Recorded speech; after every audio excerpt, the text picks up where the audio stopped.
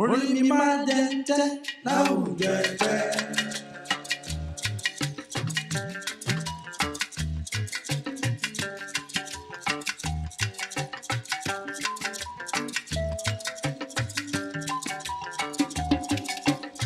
Orí mi máa jẹ́ láwùjọ ẹgbẹ́.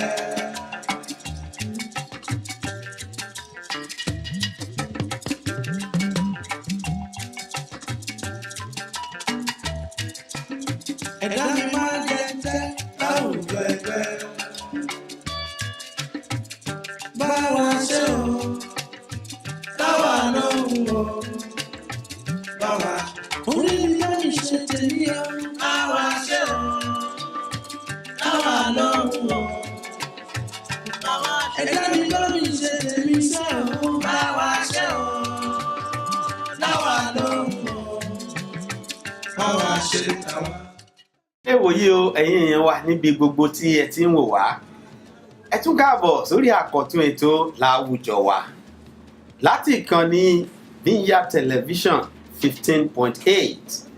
Àwárí lọ́jọ́ mẹ́jọ bá a ti ṣe náà rí ẹ káàbọ̀ sórí ètò wa. Lórí ètò yìí láti gbé àwọn èèyàn wa tí wọ́n ti ṣiṣẹ́ takuntakun tí wọ́n sì ń ṣe lọ́wọ́ pàápàá tí wọ́n sì làmìlaka láwùjọ wa fún àǹfààní àwọn tí wọ́n wà lókèrè àti nílé níbi tá a ti wá. A dúpẹ́ lọ́wọ́ àwọn èèyàn wa tá à ń pè wá sórí ètò yìí tí wọ́n ń jẹ́ wa. A sì ń dúpẹ́ lọ́wọ́ ẹ̀yin náà tá a sì tún pè ń gbọ̀ báyá tẹ́ ẹ sì tún jẹ́ wa náà lóòótọ́. Ẹ káàbọ̀ sórí àkọ́tún ètò láwùjọ wa. Ó kọ tèmi Ọmọbọ́lájí ọmọ Akọ́láwọlé ni. Lórí ètò láwùjọ wa lónìí ẹ ti mọ̀ pé lọ́tùn lọ́jọ́ yọ. A tún ti mú ọ̀tún ètò yìí wá pẹ̀lú àkọ́tún àti akọni ní ọ̀nà tí wọ́n ní pàpà ibi tí àwọn náà yàn láàyò. Ògbóǹtarìgì ni wọ́n, àwọn náà sì ti làmìlaka ní ibi tí àwọn náà wà. Àlejò mi tòní òun náà ni Ọmọọba Olúṣọlá Adéníyì Ọláníyàn tí gbogbo wa máa ń pè ní Afro Heritage. Àwọn náà ni olóòtú àti olùdarí Afro Heritage Broadcasting and Entertainment Award lórílẹ̀‐èdè yìí. Ẹ jẹ́ kí wọ́n káàbọ̀ sórí ètò yìí. Ẹ mọ̀ káàbọ̀ Ọmọọba. Ẹ ṣé olóòtú. Àlàáfíà làbáyín. Àlàáfíà ni adúpẹ́ta pè yín tẹ́ wá sórí ètò wa lónìí. Ẹ̀yin lẹ ṣe tẹ́ kú rántí wa. Fún àǹfààní àwọn èèyàn wa tí wọ́n ń gbọ́ yín nílé, ẹ bá mi introduce ara yín bẹ́ẹ̀ ti jẹ́ àti bí ẹ ti jẹ́ lórí Afro Heritage Broadcasting and Entertainment Award yìí ní gbogbo rẹ̀ ní kíkún àtọmọ ìlú bí tẹ́ jẹ́. Ẹ ṣé orúkọ mi ó kí gbogbo wa ń lé o. Ẹ ṣé àlàáfíà làbáyín o. Ojú tẹ́ fi ń wò wá ò ní fọ́ o. Etí tẹ́ fi ń gbọ́ wá ò ní di o. Kájọ lájọ ṣe pẹ́pẹ́pẹ́pẹ́ o. Bí olóòtú ṣe sọ orúkọ mi ni wọ́n yọ ọ̀kan kúrò ńbẹ̀ bóyá mi ni ò dẹ̀ fi tó wọn létí.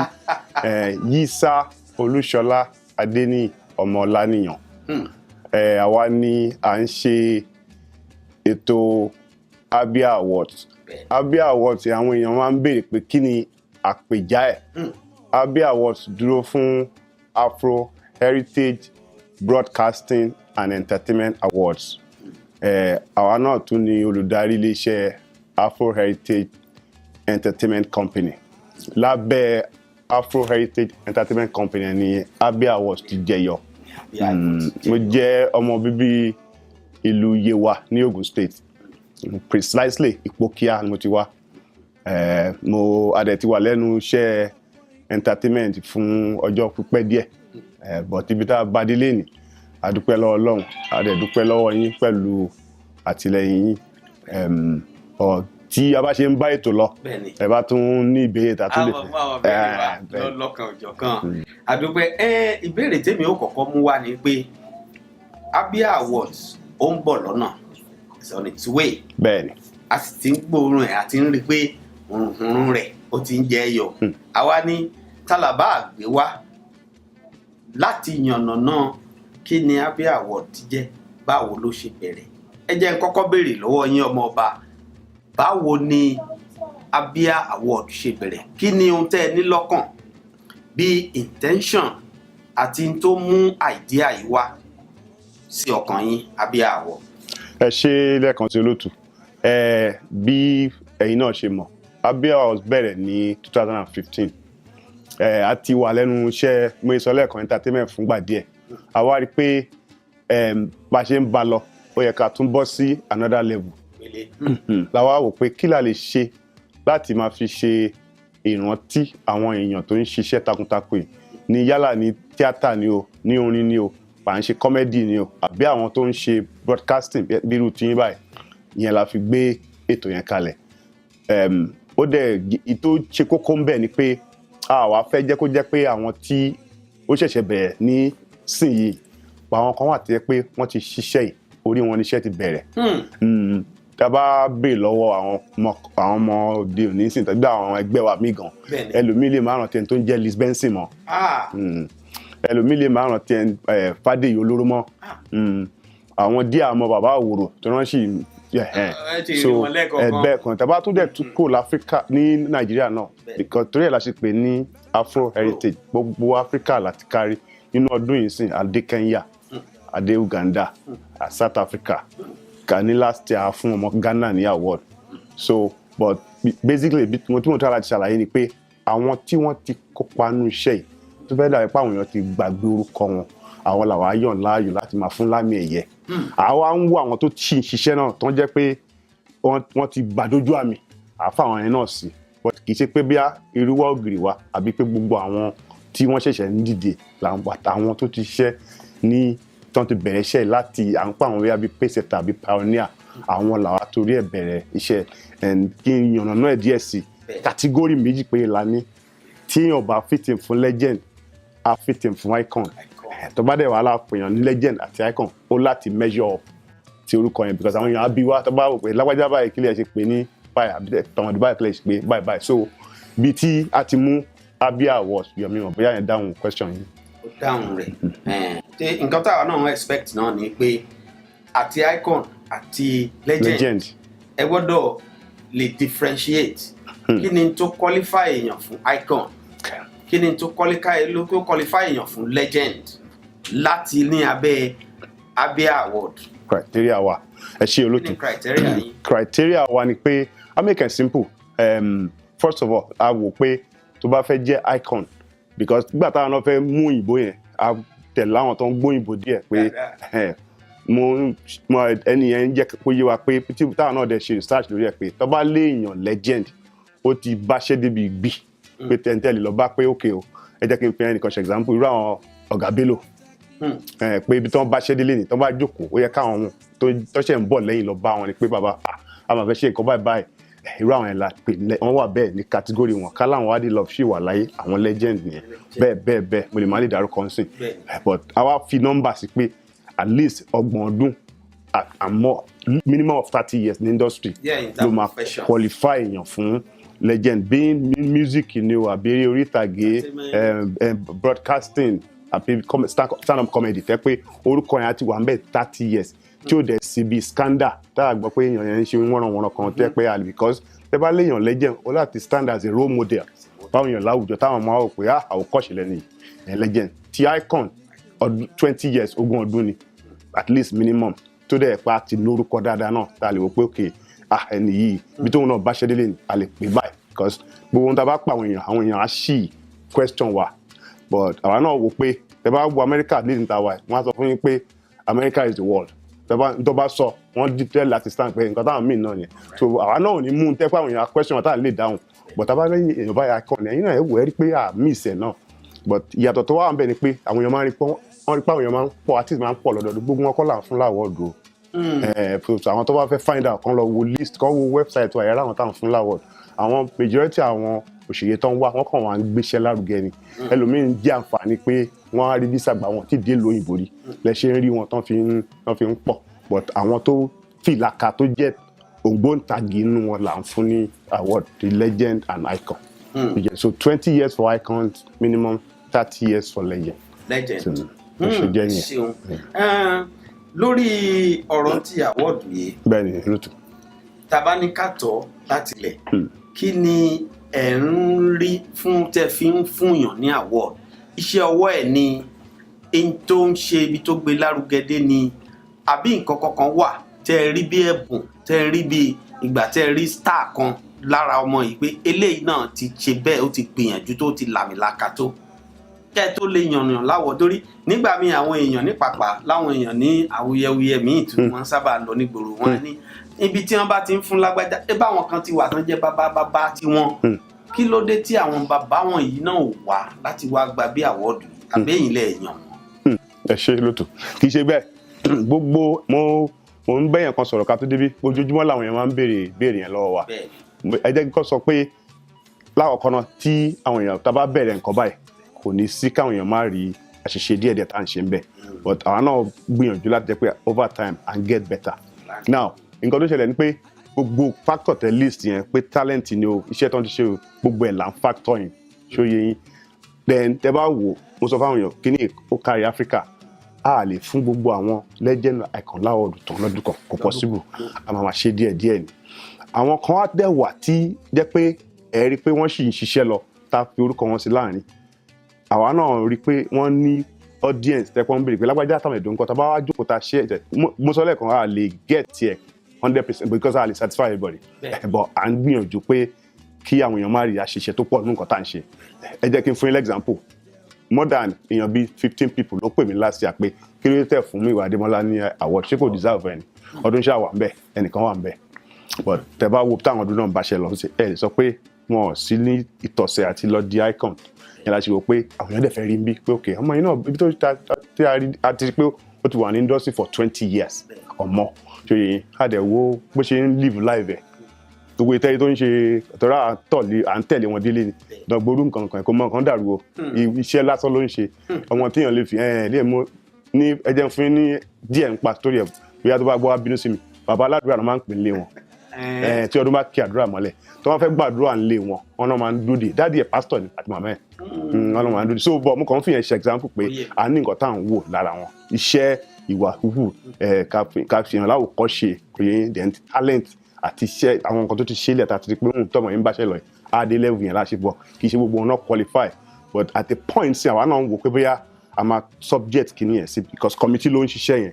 sí vote kàkàn wò pé ok ẹ̀yin èèyàn àwọn èèyàn báyìí lámú lọ́dún yìí o ẹ bá wa narrow orúkọ yẹn down káwa kó dáa pé àwọn audience lọ choose kò ṣe pọ̀ wá so that fault yẹn á kó lọ́dọ̀ tiwa tẹ bá ti mẹ́rin tó wù yín àwọn èèyàn báyìí la church list lọ́dún yìí la fẹ́ mú wa o ṣe ẹ̀fẹ́ lọ sí website tó akẹ́dìbò fún lágbájá tó bá tọ́ sí láti di icon àbí legend ká lè jọ pọ̀n wọlé kọ́ wọ́n yẹ pé abia awards committee nìkan ló kàn ń ṣe tó ń wọ̀ so bí ẹ yẹn dáhùn question wa díẹ̀. bẹ́ẹ̀ni mo dáhùn rẹ̀ that's excellent kó tó wá dípa lọ fún ìpolówó nísìnyí ẹ jẹ́ kí n fún yín ní question kan nísìnyí tí màá expect pé tá a bá dé láti fi polówó wa tẹ̀ máa bá mi dáhùn ó náà ni pé àwọn tẹ́ jọ kórajọ tẹ́jọ rò àtàwọn tó ń tì yín lẹ́yìn mo fẹ́ ká dọ́dọ̀ wọn kẹ́ ẹ jẹ́ ká mọ̀ àwọn wo lẹ́jọ kórajọ àwọn wo ló sì ń jẹ́ bí alátìlẹyìn yín kódà ẹ̀yin èèyàn wa òun náà lẹ́ ń gbọ́ láti ẹnu ẹni tó jẹ́ olùdarí Afro Heritage Broadcasting and Entertainment Awards ní ìlú bí Ọmọọba Olúṣọlá Ọláníyàn kó wá tó di pé a bọ́ sí orí ìbéèrè tó kàn ẹ jẹ́ ká lọ fún ìpolówó ọjà níṣẹ́jú kan à ń padà bọ̀. The year before was fantastic. Last year was electric. Now it is 2017, the third edition of the Afro Heritage Broadcast Entertainment Awards in the city of Houston, Texas, October the 21st, 2017. African entertainment will merge in one space, one spirit, and one voice. Daddy Shoki, Bisi Olatilo, Tani Ugido, Kola Oyewo, Chika Okpala, Raymond Ofula, Razak Ajao, Olwede, Bimbo Akintola, Choke Silva, Fitia Balog, Victoria Iyama, Ruth Menge, Regina Asker, Queen Mwoke, Sashina Peter House, Uti, and Ella Mensa. Featuring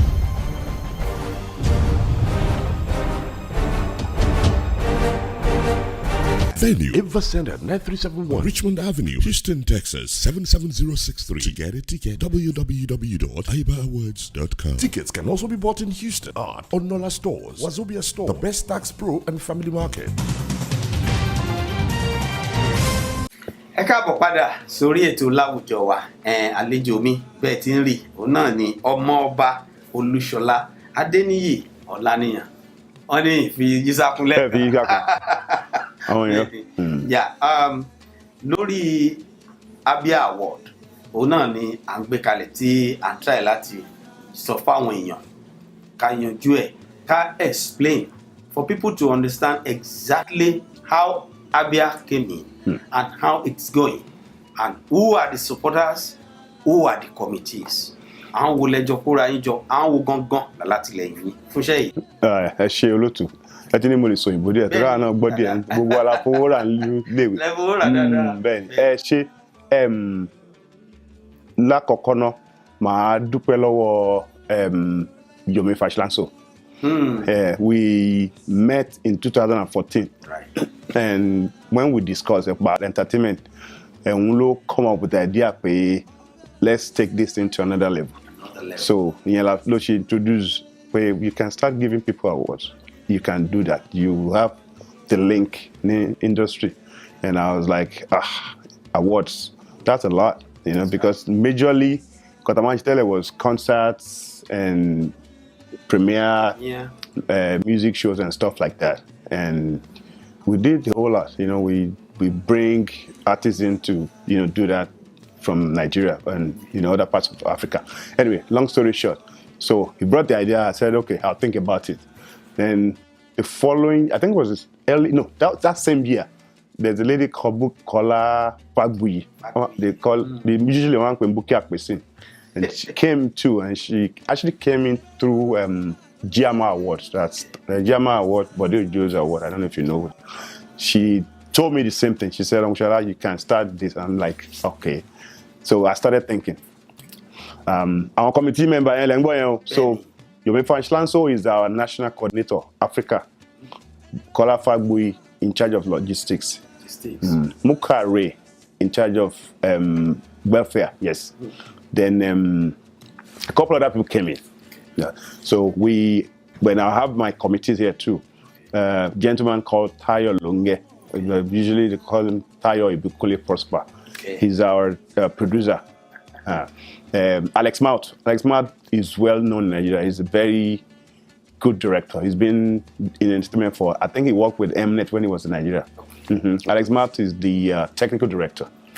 Then there are other people that helped along to Bukola Downsy, Sumbo Joseph, Shinwa Labi. All those guys, we started together, and we're still together. We're still together, and that's the committee members. Now, so far, we're still spending our own money, because I have to tell you that. We're still spending our own money. This is the third year, and we have been doing okay, but we're not doing much well, because I have to open up to people. So, in terms of the sponsorship, I want majorly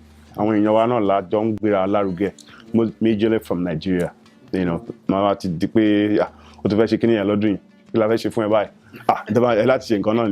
So they will not do whatever they could. Like, for example, the first year we had this guy, Sule Alao Malaika, came in. Oh, okay. One of our supporters paid for his ticket and everything and said, go and support Shola. So bello. But back to your question, yes. Those guys that we started together, we are still together. We're growing. This year, we added about 2 or 3 more people in Nigeria. Okay. There's a gentleman that came in, he's into event planning.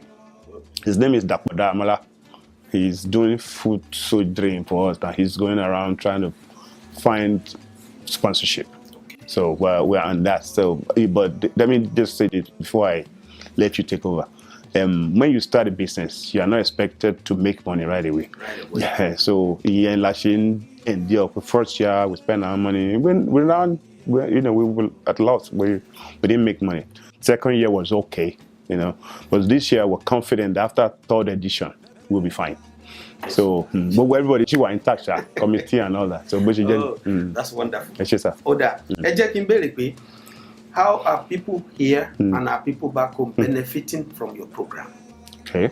There must be a benefit. People should be able to say, from Abia, I'm enjoying this program. From this, I'm enjoying. Do you have any program or project or anything on the pipeline that you guys are planning to make people benefit from your events? Yes, we are working on something. It has not taken off yet. Yeah, we want to help majorly the up and coming artists. Music, movies, what have you. But we've been doing that already in the area of bringing them in here, because if you look at something that we discussed before, these days àwọn tí wọ́n ṣiṣẹ́ tá à ń sọ yìí lẹ̀ wọ́n fi bẹ́ẹ̀ gbádùn iṣẹ́ yìí. Àwọn ọmọ wa tó dé ń sìn náà ń jàǹfààní ẹ̀. Àwọn náà ń jàǹfààní ẹ̀. Sorry, ètò bá bínú yẹn má bínú tọ́ni mo sọ yẹn. Àwọn náà ń jàǹfààní ẹ̀. But bí ó ṣe rí nìyẹn, àwọn pa sọ̀rọ̀ ń pa orílẹ̀ kan. N tèmi máa ṣe tẹ́ pé mo lè ṣe lóṣù méjì mẹ́ta tẹ́ pé nǹkan adẹ̀ ẹlòmíràn adẹ̀ wà lẹ́nu ọdún mẹ́ta lẹ́nu ẹ̀ tí ò ní rí nǹkan bẹ́ẹ̀. So what I'm trying to say ni pé àwọn ọmọ kékeré kan dé sí tẹ́ pé ojúmọ́ lọ́wọ́ Amẹ́ríkà tó ń lọ. Àwọn bàbá Fádé olóró tí mo fi ti airport wà wọ́n ti ṣẹ́ dànù.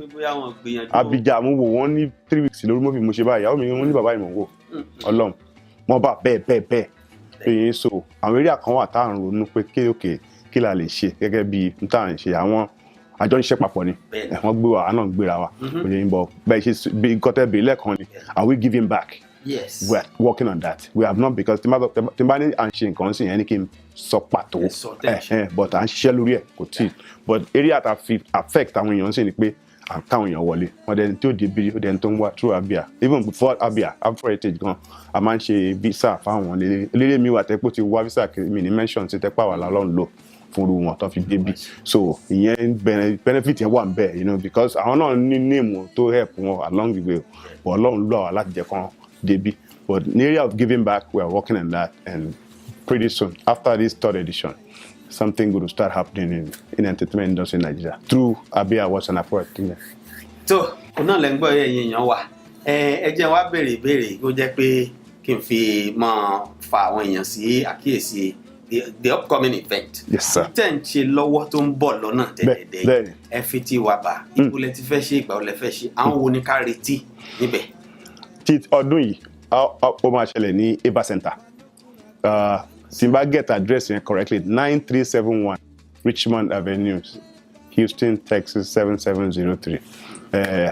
Ìgbọ̀ngàn ìgbàlódé ni táwọn ọmọ wa oní hip hop tí wọ́n ń kọrin létí wa kan for the past 2 years BRE 6 láti máa ń ṣe àwa ní ká sún sáàrin ìlú díẹ̀.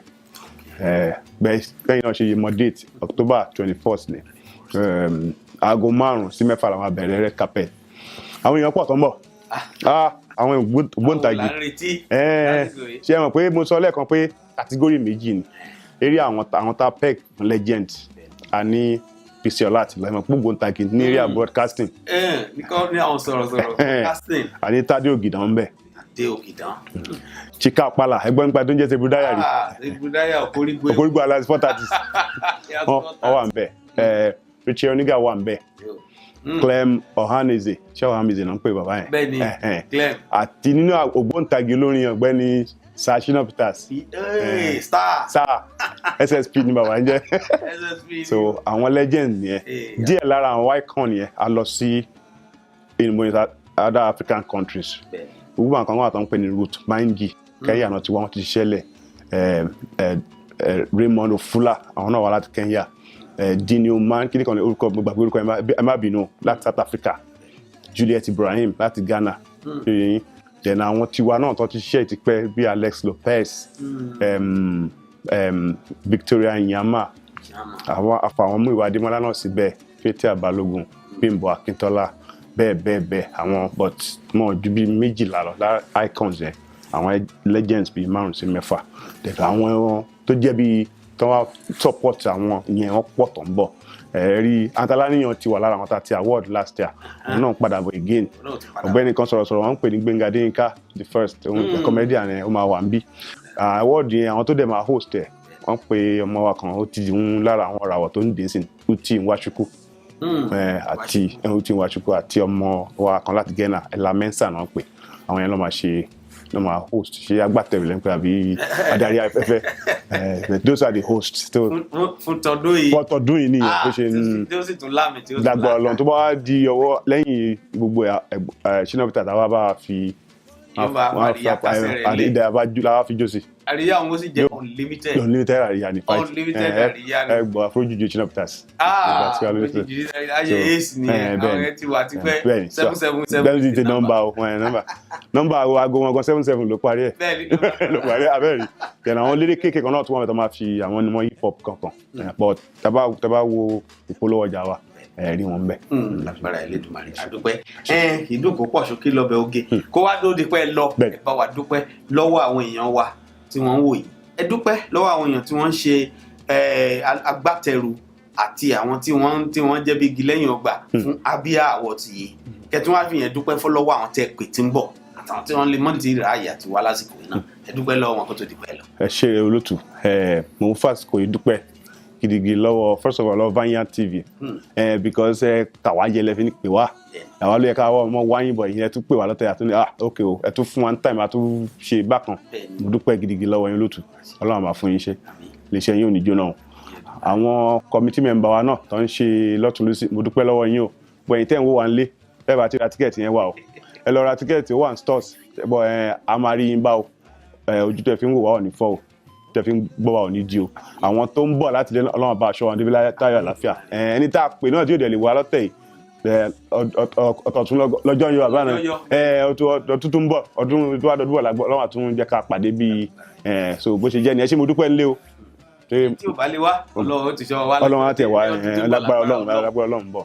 a dúpẹ́ lọ́wọ́ àwọn èèyàn wa òun náà lẹ gbọ́ yìí wọ́n ní ẹnu oníkànlá ti gbọ́ hàn òun náà lẹ ti gbọ́ nísìn láti ọ̀dọ̀ bàbá wa fúnra rẹ̀ ọmọ ọba Olúṣọlá Ọláníyàn tí gbogbo wa mọ̀ sí Afro Heritage àwọn náà ṣe agbátẹrù Afro Heritage Broadcasting and Entertainment Awards èyí tó ń bọ̀ lọ́nà nísìn adúpẹ́ lọ́wọ́ Elédùmarè adúpẹ́ tá a pè yín tẹ̀ jẹ́ wa a tún máa rí yín bá lágbára Elédùmarè kò wá tán síbẹ̀ èèyàn wa òun náà lẹ tún gbọ́ yìí pé èyí tó ń bọ̀ lọ́nà dẹ́dẹ́ ẹ ra tíkẹ́ẹ̀tì yín kẹ́yìn náà lè benefit kẹ́yìn náà kópa nú ẹ̀ kẹ́ wá wo bó ti dùn tó ká má bàa fi pìtàn fún yín já mọ̀ fèyí ṣe lọ bàbá a nílò lọ ẹja tó lọ tí ò dénú bú a nílò lọ kọ̀ǹkọ̀ tó lọ tí ò dálẹ̀ odò tá a bá lọ lónìí àtúpadà àjọ mẹ́jọ láṣẹ Elédùmarè ni àwa láàmú wáyé láàmú bá nínú owó nú ọ̀rọ̀ nínú ọlá nú àlàáfíà ní ìsìn mọ́ bá yín mo fi yín lè ṣe Ọlọ́run Elédùmarè ọba lọ́wọ́ ẹ tún já pàdé ńjọ́ mẹ́jọ lórí ètò yìí láwùjọ wa ni ó kọ tèmi ọmọ Bọ́lájí ọmọ Akọ́láwọlé ni a mọ̀ pàdé ńjọ́ mẹ́jọ láṣẹ Elédùmarè ire o ire ní gbangba. orí mi máa jẹ ń tẹ́ láwùjọ ẹgbẹ́.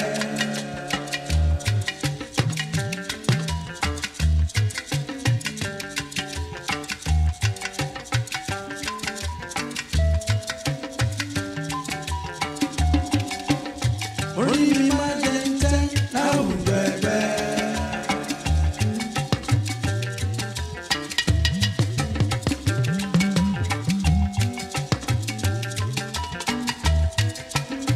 ẹ̀dá mi máa jẹ ń tẹ́ láwùjọ ẹgbẹ́. bá wa ṣe o.